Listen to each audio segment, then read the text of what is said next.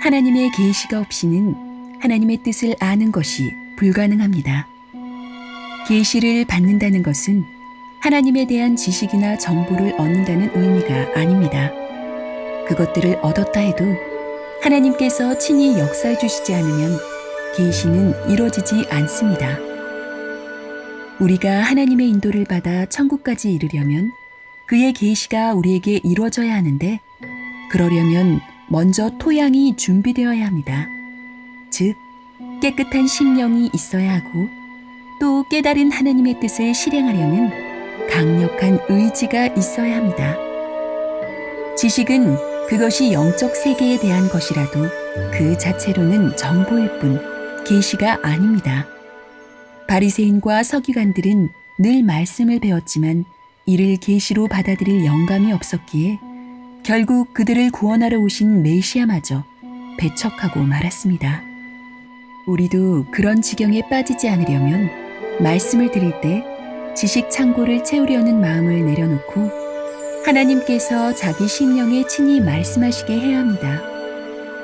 사람들에게 비유로 말씀하시고 그것을 해석해 주시지 않는 이유에 대해 제자들이 묻자 예수께서 말씀하셨습니다.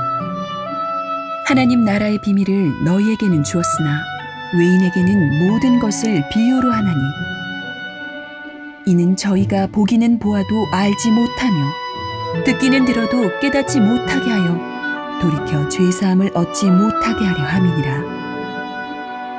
예수께서 하나님의 나라에 대해 비유를 사용하신 것은 그를 무시하거나 이용하는 사람들에게 그 나라로 향하는 길을 감추신 것입니다. 예수의 재림과 천년왕국 그리고 천국에 대해서는 선지자들의 많은 예언이 있었지만 예수께서 다시 오실 때까지 이 땅에서 펼쳐질 하나님의 나라에 대해서는 많은 것이 감춰져 있었습니다. 그 나라는 임금이 육신으로 이 땅에 계시지 않아도 존재하는 나라요. 사람들의 눈에는 보이지 않지만 그 백성들의 마음속에 영적으로 자리 잡은 나라요.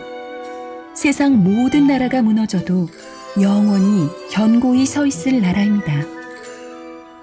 오랫동안 감춰져 있던 그 나라의 비밀이 예수께서 이 땅에 오심으로써 세상에 공개되었지만 사람들은 여전히 그 나라를 보지 못하고 있습니다. 하나님께서 친히 깨닫게 해주셔야만 그 나라를 볼 수 있는데 기회를 충분히 얻고도 불신앙을 고집하는 자들에게는 계시가 이루어지지 않기 때문입니다. 불신앙에 대한 심판이 이미 진행되고 있는 것입니다. 오늘날 우리가 교회의 지체가 된 것은 그 나라의 백성이 된 것이고, 또한 세상 모든 족속을 그 나라의 백성이 되게 하는 중개자가 된 것입니다. 이 비밀은 구약시대의 선지자들이 알고자 하여도 알 수 없었던 것으로서 우리가 이 비밀의 주인공이 되었다는 것은 그만큼 우리의 책임도 크다는 것을 의미합니다. 하나님의 말씀이 우리 안에서 단지 지식이 아닌 계시가 되게 합시다. 깨끗한 심령으로 하나님의 뜻을 헤아리고 그 뜻을 실천합시다. 하나님께서 계획하신 일들을 감당할 수 있는 비밀의 주인공이 됩시다.